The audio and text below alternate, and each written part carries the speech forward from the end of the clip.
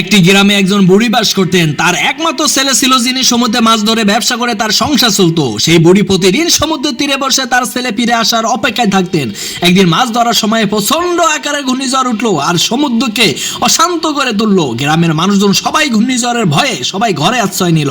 কিন্তু সেই বুড়ি সমুদ্রের তীরে বসে প্রার্থনা করতে থাকলেন, আল্লাহ, আমার ছেলেকে তুমি হেফাজত ভাবে কিনারায় নিয়ে আসো। কিন্তু ঝড়ের বাতাসে তার নৌকা উল্টে যায়, আর উল্টে যাওয়ার সময় সে মাথায় আঘাত পায় আর অজ্ঞান হয়ে যায়।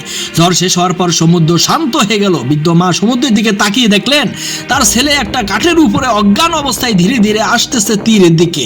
সেই বুড়ি সমুদ্রের পানিকে ধন্যবাদ জানালেন আর তার ছেলেকে কোলে তুললেন। ঠিক তখনই একটা এলিয়েন নামলো তার কাছে। এলিয়েন বুড়িকে বলল, আপনি বড় ভুল করেছেন। আপনি আপনার ছেলেকে পেয়ে সমুদ্রের পানিকে ধন্যবাদ জানিয়েছেন, অথচ মহান আল্লাহর ইশারায় এই সমুদ্র আর আকাশমণ্ডল সবকিছু তার ইশারায় চলে। আপনি তাকে ধন্যবাদ দেন নাই, শুকরিয়া আদায় করেন নাই। বুড়ির চোখের জল ফেলে ভুল বুঝতে পারলো।